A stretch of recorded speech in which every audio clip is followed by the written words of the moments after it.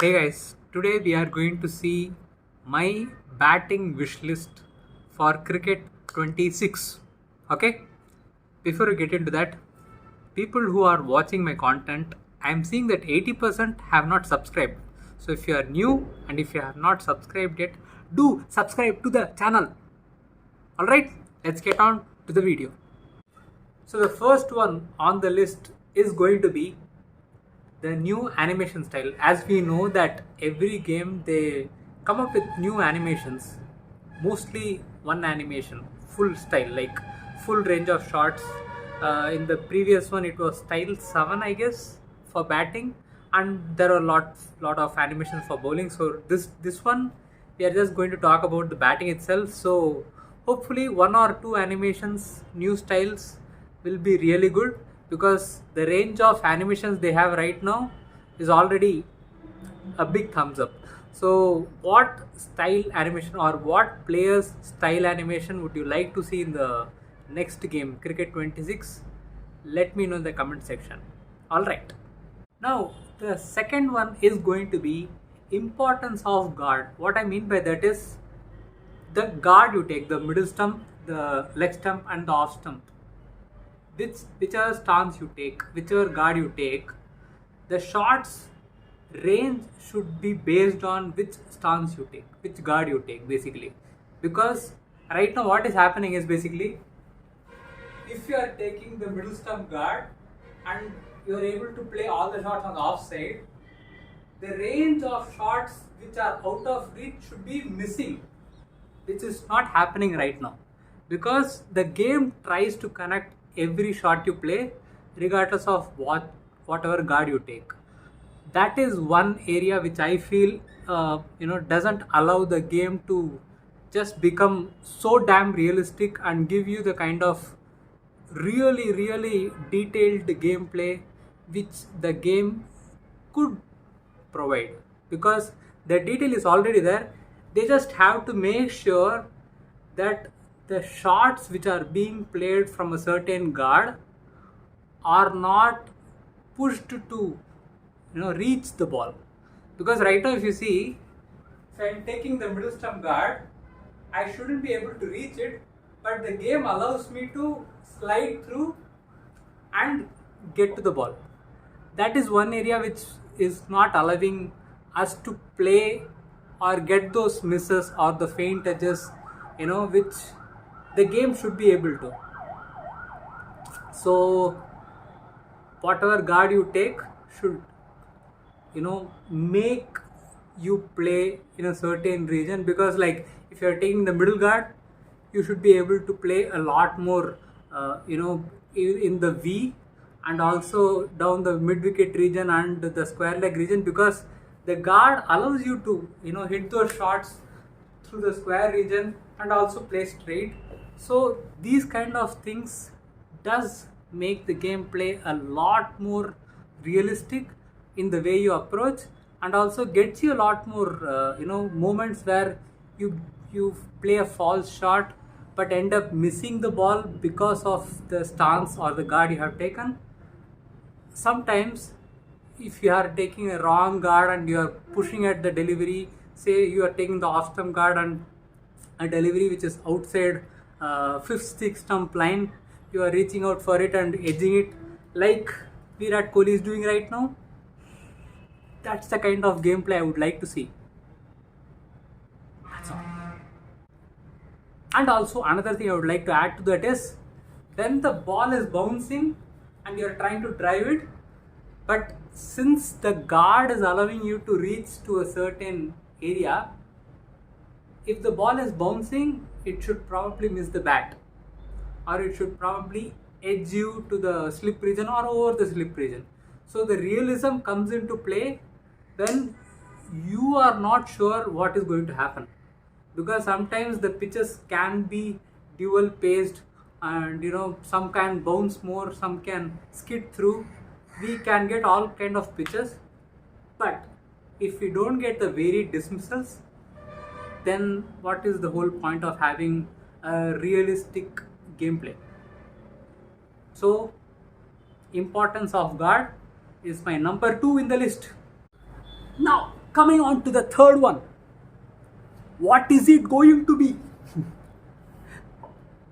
So the third one is additional stance trigger. What I mean by that is we have three stance triggers. Basically, how you take the position while batting.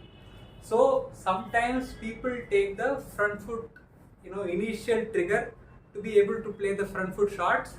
Sometimes people like to take the back foot to be able to maneuver the ball with the back foot, and some stay still, in the upright position, and based on the delivery they go back or come to the front foot.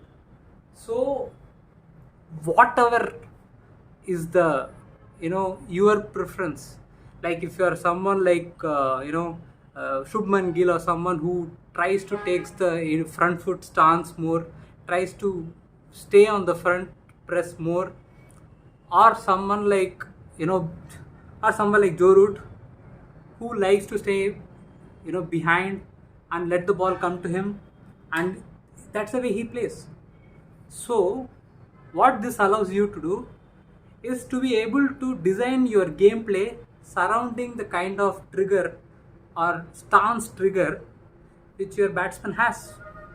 So someone like Joe Root, you will be able to assign him this back foot trigger, so that when you are playing with him, he already has the back foot trigger, so that the back foot shots are well controlled when you are playing with him. Does that make sense?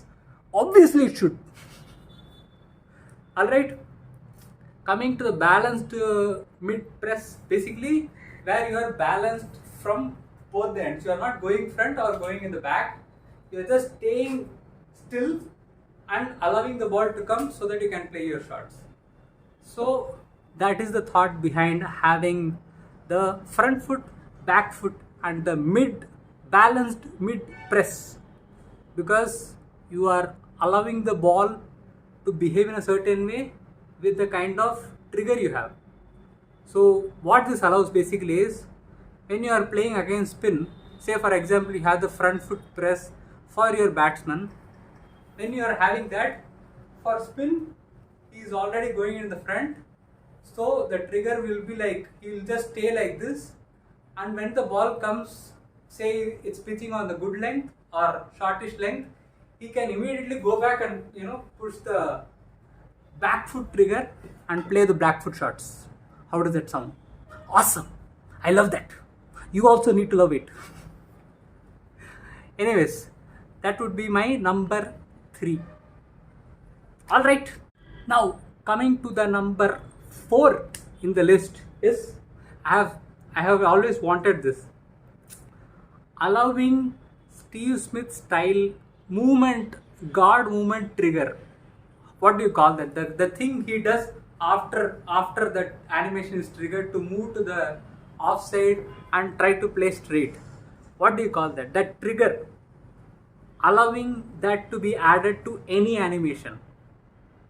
So Steve Smith animation, basically you have the bat sticking out and he will be able to wave like this, and that will be his normal trigger. But if you add the Steve Smith movement trigger, you can add it to any animation. Basically that's what I want. So Maxwell animation, like something like normal stance, but with the movement. So he will stay, he will have this movement trigger, and then he will be able to play the straightest shot or the way you want him to play. You understand? You get my point? So Maxwell animation, Warner animation, whatever it is, you will have this option of adding the Steve Smith movement trigger, the foot movement trigger to take that guard. Because with Steve Smith you usually take the leg stump or outside leg stump guard, so that when the ball comes, you are on the middle stump or off stump stance. That is how you approach the game. So what this allows is, it allows you a variation of 7 animations you already have. if you add the trigger as another set of animation, it will become 14 styles of animation, because the guard you take makes you play differently with whatever style you are playing. So it allows more variation to the gameplay. I hope you understand this. Alright.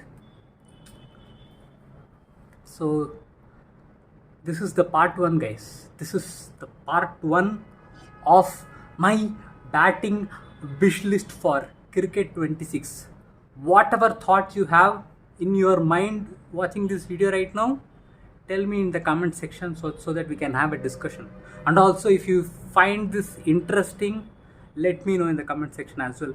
Also hit that like button and make sure that Big Ant gets to know about this, because if we can make batting reach a level where we can get all those, those LBWs, those faint edges we always want, we will have to make it happen.